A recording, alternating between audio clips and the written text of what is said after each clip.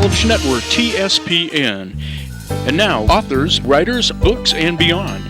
This program also streams live on the web at tspntv.com. You're watching your local television network, TSPN. And now, authors, writers, books, and beyond. This program also streams live on the web at tspntv.com. Hi, welcome to the May show of Authors, Writers, Books, and Beyond. I'm your hostess, Kathy Boyd-Fuller, and this day we have a wonderful presentation for you. I'm really excited. Before I introduce my guests, I'm going to talk a little about a nail salon in Ione where I go and get my nails done. It's called Ione Nails, and a family runs it. It's Andrew and his wife Lisa, and Lisa's sister Mary, actually, and Andrew's sister MJ. And my daughter and I go there for pedicures, and I could walk to it actually, but they detail on the nails. And I was there yesterday getting a lovely manicure from Mary. I so enjoy going.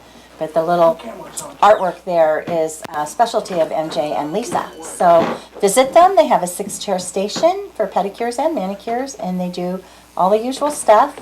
Andrew and Lisa again, and I hope you enjoy visiting. Lots of colors to choose from. This is one of my favorite, and if you could see my Tootsies, they look the same. Yeah. Anyway, I'm going to get into my show for today, and the show theme for tonight is called Fairy Tales for Life, and there's a reason for that.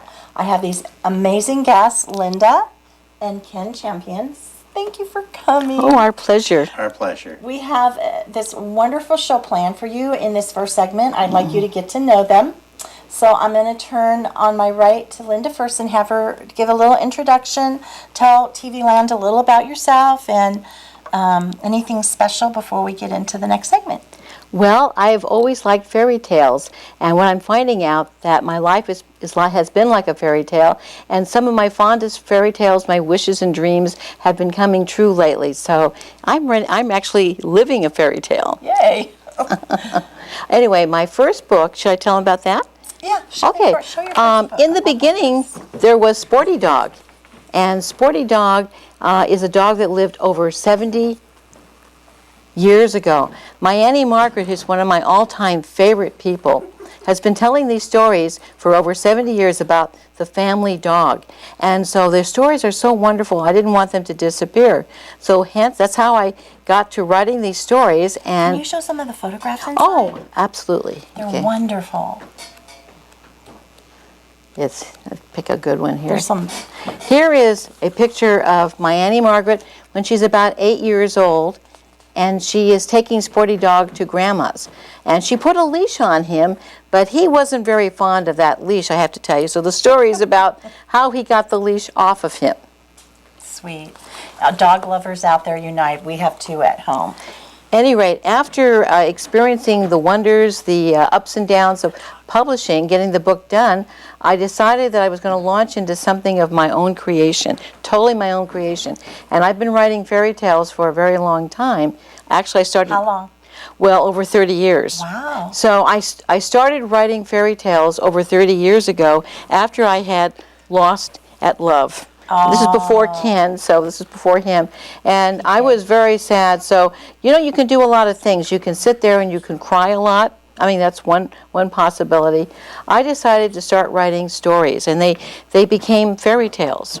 And I found that I felt better because I was expressing my feelings, my innermost thoughts with a story, and in a way I was reaching out to people. Okay. So people who read my stories said, I know just how you feel. They really felt the way I did.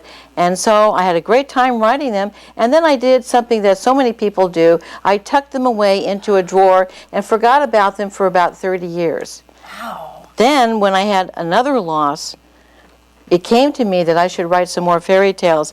I started writing these stories, and I found I felt better again. And this led to my book, Fairy Tales for Life.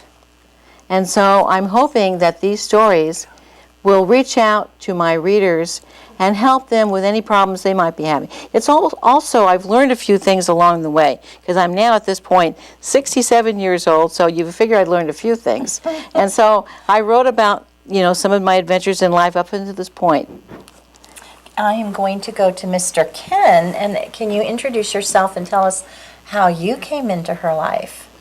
Yes, my name is Ken Champion, and Linda and I met at a dance. At a dance? Dance of love, whatever you want to call it. But it was a pleasurable meeting, and we had romance, and it was times in our life where we really enjoyed our dating and meeting together.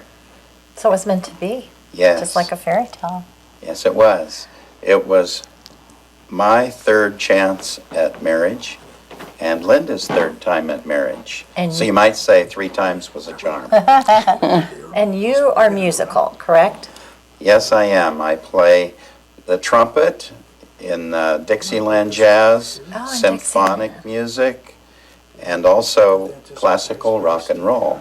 Wow, wide range there, Ken. And I play the blues harp harmonicas as well. Oh, that was a nice mix for the two of you.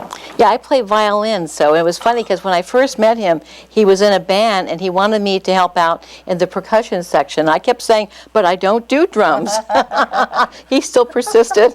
So brass met strings. Basically, I love that. There's a fairy tale in that. Yes. Have you written that one yet?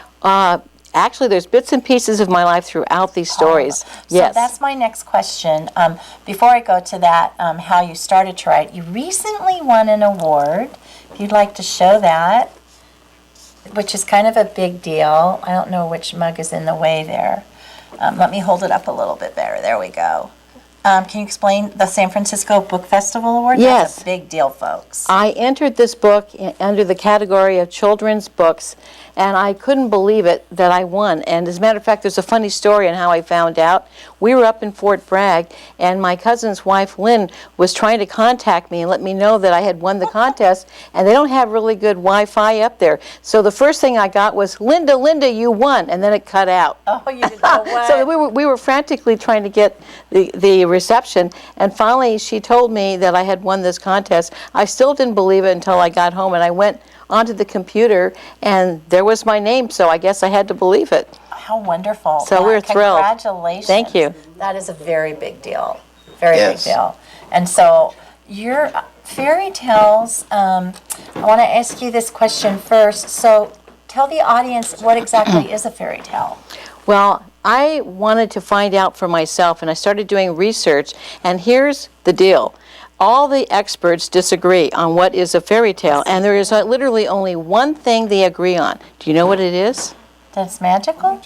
Well, no, not your. That's a good guess. I give you a pat on the back Thank for that. you. But actually, the only thing that the experts agree upon is that a fairy tale doesn't have to have a fairy. That's literally the only thing that they agree on.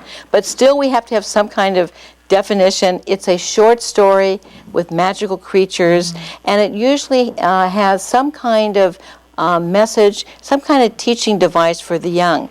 And unlike what a lot of people think, fairy tales are not just for the young. They were originally written for both adults and children. And so they have a universal appeal. Just depends what level you're looking at as far as understanding of the story. So when you met, before you married your girlfriend and then your wife, did you have that understanding of fairy tales, Ken? What I see with Linda's fairy tales is 2 dimensions at least. One is the surface story for the children that they love and understand, and then you have the deeper metaphorical meanings for the adults. Because who would have thought in Alice in Wonderland that it was a critique on the British government? I mean, I got totally lost when somebody told me that one time. Kind of political, huh? Yes, Yeah. but these also have deeper metaphorical meanings that it's interesting to look at what problem or challenge of life that this story will address. And we have a few minutes left. I want to ask you, how do you write a fairy tale? All right, the way I write a fairy tale is I get a thought or concept in my head, and then I go to bed, okay? Usually at nighttime I get the idea. I sleep on it. And then I get up around 4 or 5 in the morning, and that's when my brain is really working. Active. Very active, and so I just start writing. I usually write longhand because I'm always afraid the computer is going to swallow up my story. So the first draft I write with abandon, just furiously. I don't worry about spelling, grammar. That's the first draft, and it comes out very quickly. It takes on a life of its own, and most of the time is in the rewrite, the polishing. And I'm always very careful on polishing every single word because I realize the fairy tales are not only going to be read silently, but they're going to be read aloud. So you have to make sure that you have a really good sound of the words.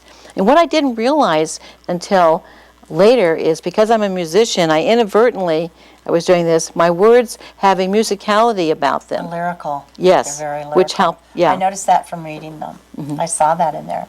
Well, we're going to take a break here in a little bit, but in winding down, I want to show you a picture of you from the Daily Republic. Yes, Fairfield, California Yeah, newspaper. Fairfield, and you can see them here in this picture and that's in performance. There's a wonderful article about them. Just amazing. Bookfest Solano brings out the fun. And when we come back, we're going to be sharing that fun with you because we have something a little different in the second segment than I've ever done before, and I'm really excited about it. And both Ken and Linda work together to bring you something special. So be sure you come on back. We have more to share. We're going to talk a little bit more about the fairy tales, and you'll find out what's in that unusual box there, sitting there on the front of the table, but not yet. It's going to be a little while. So welcome again to the May Authors, Writers, Books, and Beyond show, and I am your host, Kathy, and we are welcoming today Linda and Ken Champion for a wonderful time. Come back and see us.